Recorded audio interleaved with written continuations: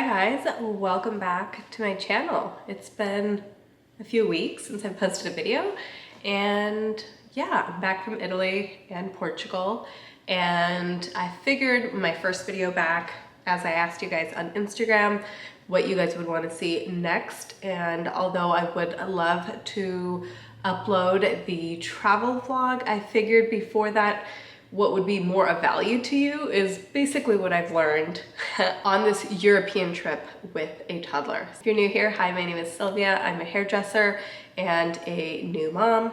Well, she's a year and a half now, so not that new, but this was our first trip overseas with a toddler or a child, period. So I feel before we traveled, I tried to look at a lot of these videos to kind of learn what I would need, how I can make this trip as seamless as possible.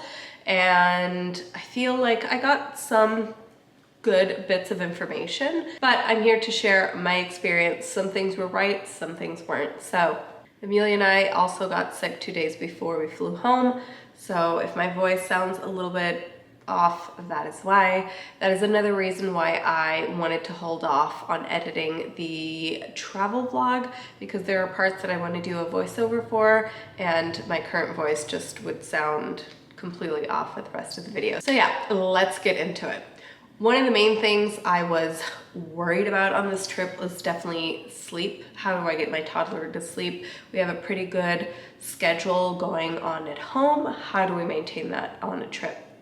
So I'm gonna start off with the products or the items that we bought that I feel are absolutely like non-negotiables. If you have a toddler, you should absolutely travel with a small travel crib or like a pack and play. I will link the products I'm talking about down below. So we got that, I think it was around $100. Totally worth every penny. She loved it. The fact that she was in her own space with her own blankets, her own teddy, and like could still see us through kind of like the mesh crib, I think made her really comfortable.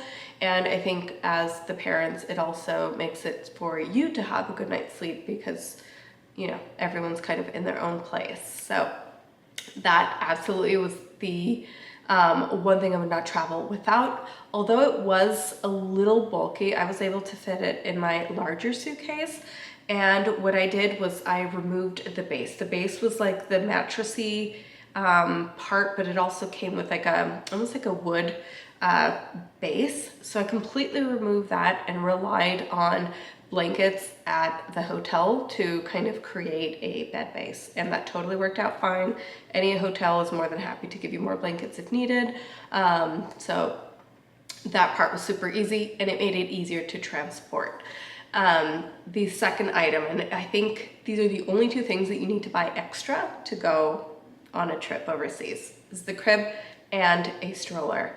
A travel stroller is, I don't know how any parent of a toddler can travel without one. So I had looked at travel strollers. I felt like they looked really cheaply made. They didn't look nice. They looked like they would fall apart within a week. And we have a really, really nice stroller that we were gifted for our baby shower from my parents because it was a very big gift.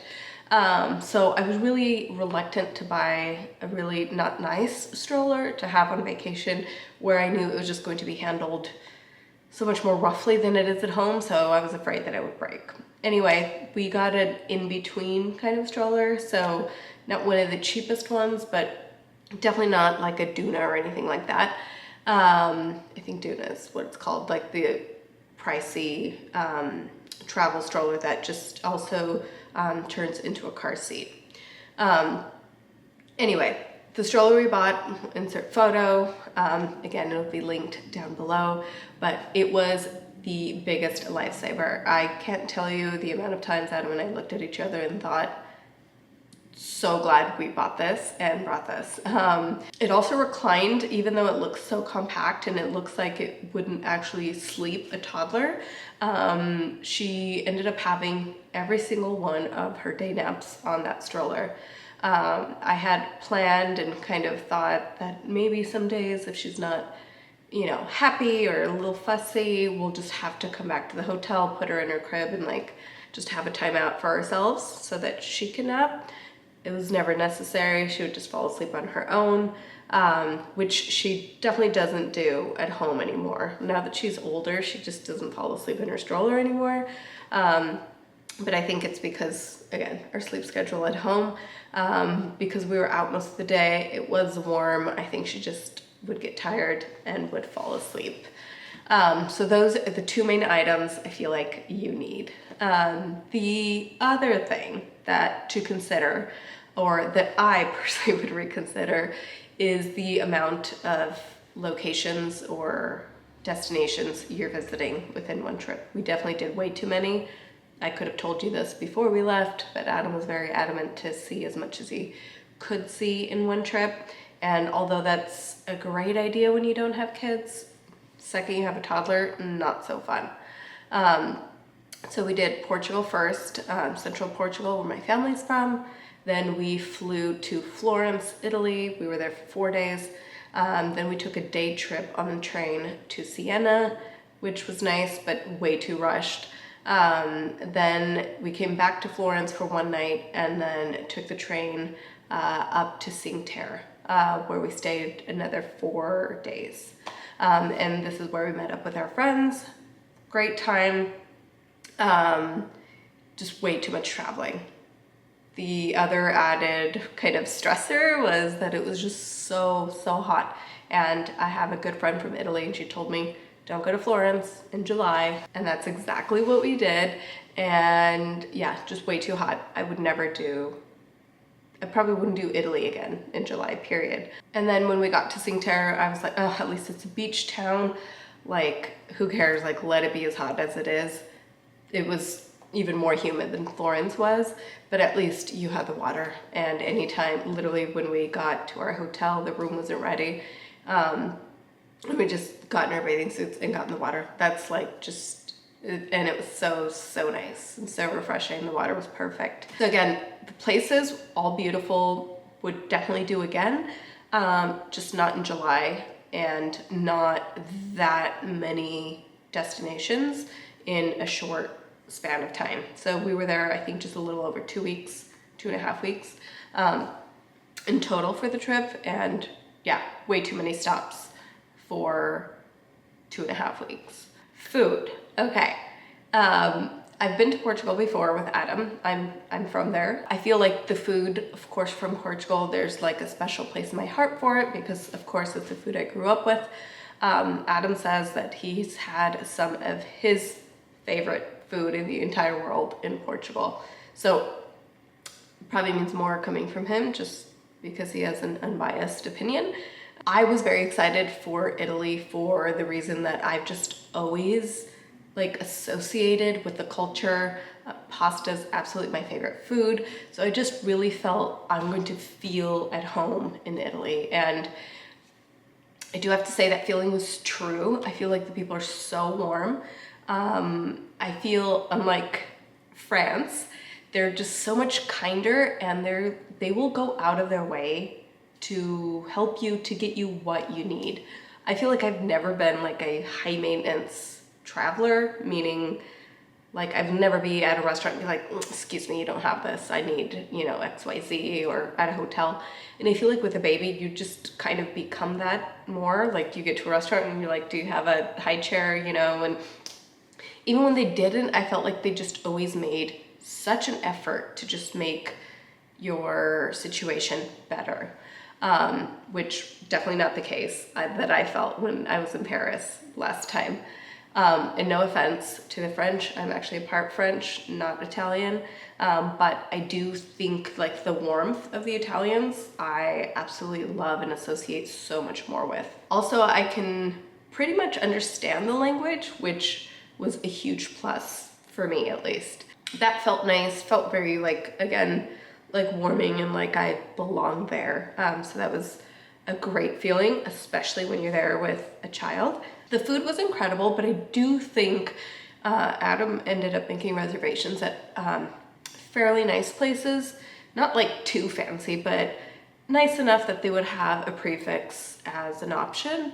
And we did 2 prefix menus, 2 nights, and honestly, the best food we had in Italy was like the quick sandwich shop or like dinner at like a truly owned Italian restaurant, Enoteca Trattoria, that kind of style. That's where we had the best food. So I can leave you the list of like where we went, but definitely smaller, more family owned. It's gonna be the best food. Another thing I want to touch on, because I think this is one of the areas where I think if it could have made our trip better, this is the area. So I think, and I talked about this with my friend, and I think it is so important the second that you plan a trip with anyone else. So you're not going on a solo trip, you're going with a spouse, a friend, a family member. It is very important to talk about what the expectations for this trip are. I think a lot of us like like a beach vacation is for relaxing. You might be going with someone that doesn't have that same belief. And as much as you talked about the things you want to do together that are very similar, it's still, I think, really important to talk about what your expectations are. So meaning, like, you know what, I feel I'm really overwhelmed at home normally. When we spend 4 days at the beach, I really want to just do 4 full days at the beach. I want to read, I want to get in the water, I don't want to have any dinner reservation, whatever.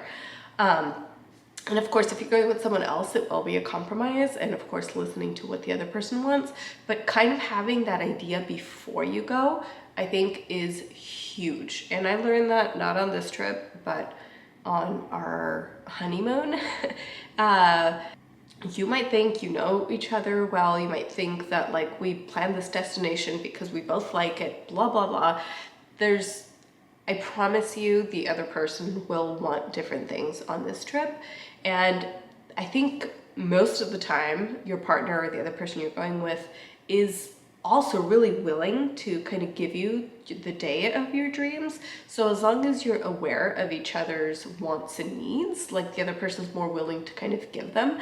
But I think sometimes you can wake up with the feeling of today's gonna be my best dream day, or I'm so excited for this one location. The other person's thinking the same thing, but you know, has a different idea, but about the same day. So really talk about it before, talk about it in like the way you imagine it, the way you dreamt this location up to be. Explain like your desires, your wishes for that location or for those specific days. I think that you, of course, spend a lot of time, sometimes weeks, sometimes months, planning a trip. You also spend quite a bit of money on travel. So there are just these high expectations when it comes to these things. And I compare it so much like to a wedding. I remember like always thinking like, why are brides, you know, just so bridezilla when I would do hair for brides and stuff. And I used to always think like, when it's me, I'm gonna be so chill and it's gonna be like the happiest day of my life. And then I remember like when we would talk about, it's gonna be like $7,000 for flowers. It's going to be, you know, whatever for music. And then it's like you start having these higher and higher expectations, and it's harder for you to kind of just let go. So it's very normal to feel this way on a trip. So if you can manage expectations from home before leaving, I think that really is key. So one thing that we did buy and that we didn't use and didn't end up needing was essentially like a little high chair, or an attachment that you can add to any chair that a baby could sit on. It was a little bulky, but not too bad. I felt like every review that I heard about like Italy was like, not all restaurants have a high chair. In our experience, absolutely every single restaurant had one. And if they didn't, they literally would go to the next door restaurant to borrow one. So like that wasn't an issue at all. And another tip, now that we're in like back in food territory, if there's one thing that you can take for your toddler, more than toys, more than anything, is snacks. I tried to bring so many like healthy like meals and stuff, like not meals, but you know, like healthy pureed like vegetables and stuff like that. And it's just crunchy snacks like puffs, crackers, both on the plane and on your trip, they're going to be the biggest lifesavers. Anytime that I felt Amelia like hadn't eaten enough, or she was kind of fussy, or we were sitting at a restaurant but we hadn't gotten our food, it was just like the best pastime. You can play like little games with it, like we would count our crackers or our puffs and like build like little shapes with it on the table. All right, sorry, my camera just cut out because it was heating up because it's from 1973. No, I'm kidding. But if anything looks different, that's why. But yeah, we were on snacks, and basically it was our pediatrician's tip, and not only did it help us on vacation, but also during the flight, which is another thing I want to talk about. On our way to Europe, we did a long 10-hour flight and then a shorter 2-hour flight. The 10-hour flight was absolutely miserable. She probably slept 45 minutes in total, and it was just impossible to get her to settle or entertain her or keep her happy. On the way back, we did 2 6-hour flights, and that seemed to be so much easier. She slept at least an hour on each flight and was just a little bit more tame and I guess comfortable. So 2 things. First of all, like if you can break up your flight, I think that really helps. 10 hours for a young toddler like that is just way too long. And the other thing, we did carry her as a lap passenger, and because it was an international flight, there are different rules internationally, so you end up having to pay these extra fees just for carrying her on your lap.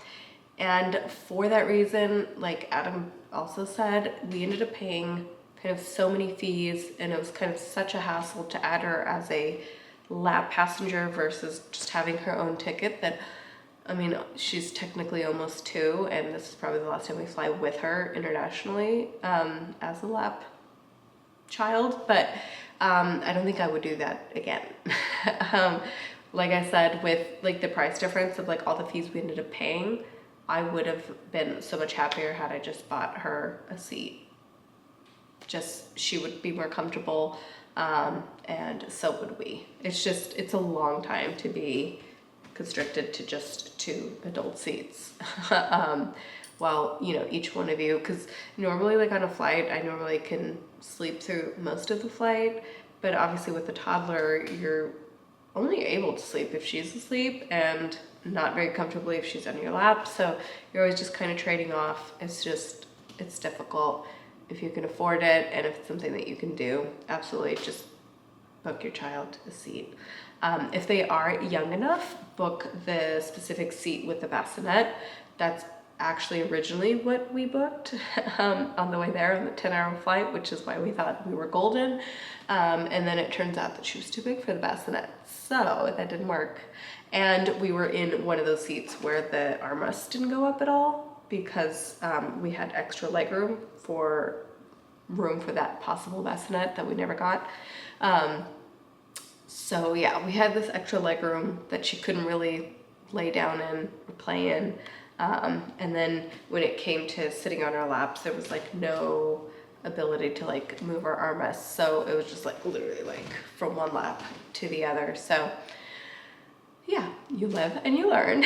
Also, I was thinking, people that travel with more than one child, I bow down to you. You are my hero. And in terms of, I feel like I've been on flights before when I was single, whatever, and like if there was a baby crying, instead of feeling annoyed, I always felt sorry for the parent. And it's like, I can just imagine what they're feeling. They're probably so frustrated, they're probably embarrassed. So I would always kind of try and make a point to like have eye contact with the parent and be like, you're doing a great job. And it's funny because then when it's happening to you, like I don't assume anyone has that, what's the word, carefreeness about it. So you're just like on high stress mode when your child is fussing or crying. But we did it, and I honestly thought everyone was nice. Flight attendants and everyone tries to be helpful when they can, you know, when you have a baby especially. And the major plus of flying with a child is that you do get to board first, so you have a ton of overhead space. You have time to really get situated. So that really helps. Okay, and I think that is it. If you do have any questions, please leave them down below. I'm happy to share anything that has helped us that could possibly help you, but I really felt this would be more helpful than the actual travel vlog. If I'm being honest, I always feel when I post a travel vlog, it always seems like, look at my trip. You know, I've definitely been in a position for years in the past where I couldn't travel, and I know how not nice it can be seeing other people having fun and traveling and stuff. So I personally feel like I actually upload travel vlogs just as a diary for myself and for Amelia later on to have, you know, something to remember it by. So obviously I know you guys want to see it as well, but hopefully this was helpful. And if you are traveling this summer, have so much fun. I love you, and I'll see you in the next one. Bye guys.